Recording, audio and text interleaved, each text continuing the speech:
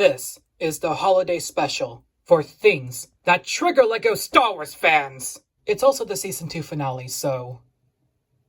why? Well, it's that time of the year again where we cover the LEGO Star Wars Advent Calendar. I wonder what's inside. Well, I already opened it, so I know what's inside. Huge spoilers ahead, but you probably know already. Here is everything in this year's Advent Calendar. It's a great mix of prequel and original trilogy stuff. But is it any good? Well, for once, we get another battle droid. We get a battle droid every single year now, so it really doesn't surprise me. This thing, I really don't know. Same with this. What's actually very creative is Darth Vader's sandcastle. Sand? I actually predicted this last year, only I thought it would be Anakin, not Vader, but then again, Anakin's gone. Vader remains. If you know what I'm talking about. I wonder why we still don't have an Acclamator class ship as a set yet. This year would have been the great time to make it. This is kind of random, but I like it. And we always gotta have stuff from Tatooine. And we get another snowtrooper. We always get stuff related to Hoth. And we get these things as well. I guess these are for Return of the Jedi. And there's this. You gotta love that prequel trilogy stuff. I like that we get this clone trooper, along with the gunship, and the Bad Batch shuttle. Kinda wish we had a Tri-Fighter set, but oh well. Why? And of course, here we have the special minifigures. C-3PO and R2-D2 are really outstanding. I just love their sweaters. It really shows how much their friendship means a lot. You just can't get enough of it. This is the third time we got a special Darth Vader for an Advent Calendar. The concept does feel strange, because this is based off the Summer Vacation special, where he's completely surrounded by sand. Sand! But you know what? Vader was on a holiday, so this counts. If only there were minifigures of Obi-Wan Kenobi and Palpatine from the Vacation special. That would have been nice, but I guess Vader was more special. And let's not forget our Santa minifigure, or buildable minifigure. Another Gonk droid. This is just too good. It's not perfect, but I like it more than last year's. I know people say that all the time, but after many years, this one feels very special. This year was definitely something for LEGO Star Wars. So let's reflect on everything this year. The year started off with something very chill. And yes, that was a snow pun, because this is based off the Battle of Hoth. We finally got another battle pack. Many thought we would never get these again, but we got one. We also got our first accessory sets, and I think we all know which set was more popular. I mean, come on.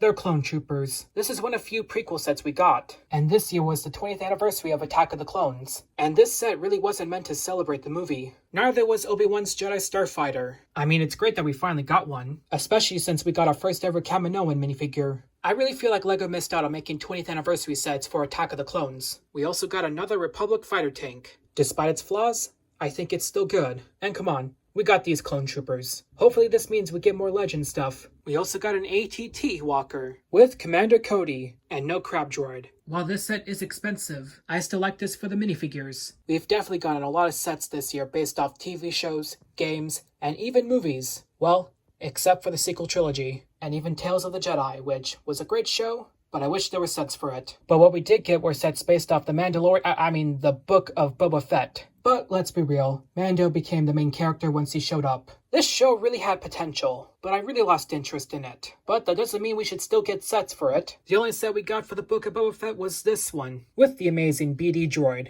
And yes, we got Boba Fett's throne room, but it's based off a post-credits scene in The Mandalorian. But I guess it counts. The other sets we got for The Mandalorian are the Microfighter Razor Crest and the Dark Trooper attack set. This is truly one of the best Star Wars moments of all time. Obi-Wan Kenobi had a mixed reception with fans, but I still enjoyed it. If only this set was based off the final duel. From the show at least. And at least we got live action Inquisitors. I like their ship, but I wish we saw more of this on screen. Obi-Wan is still an iconic character, so I'm glad he got a show. As for Andor, it was perfect. At first I wasn't excited for it, but now it's one of my favorite shows this year, so I can't wait for season 2. But why is this the only set for it? I mean, of course there's probably some behind the scenes concept art and all that stuff, but I hope we get more sets for that show. No, seriously, why aren't there more Andor sets?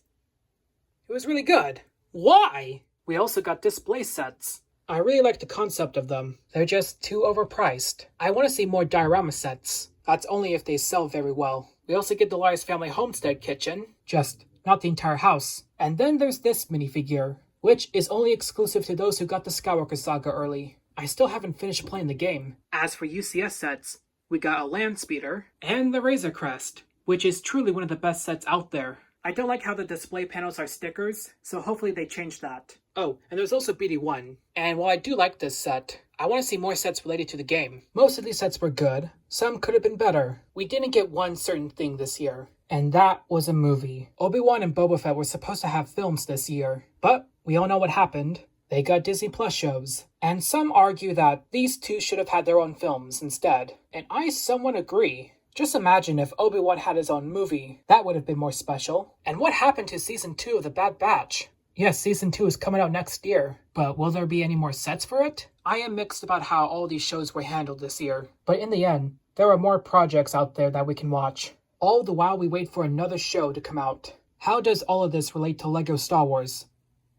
Well, really, not much. Whether you agree with Disney's acquisition of Star Wars, you can't deny that they've really made a lot of content. The Star Wars universe is expanding, and there is so much to love about Star Wars more than ever. Whether that's from video games, TV shows, animated shows, or even the Skywalker saga, LEGO Star Wars will always be there to recreate iconic moments. Not everything will be appealing to every single fan, but at least it's there. And I am so grateful that LEGO Star Wars is still here for us. It always inspires hope, family, and most importantly, trust only in the Force. And with that, Season 2 of Things That Trigger LEGO Star Wars fans is over. Thank you all so much for watching this series. Happy holidays, everyone. And remember, the Force will be with you. Always. Oh, and one more thing. It's very important that I say this. Why?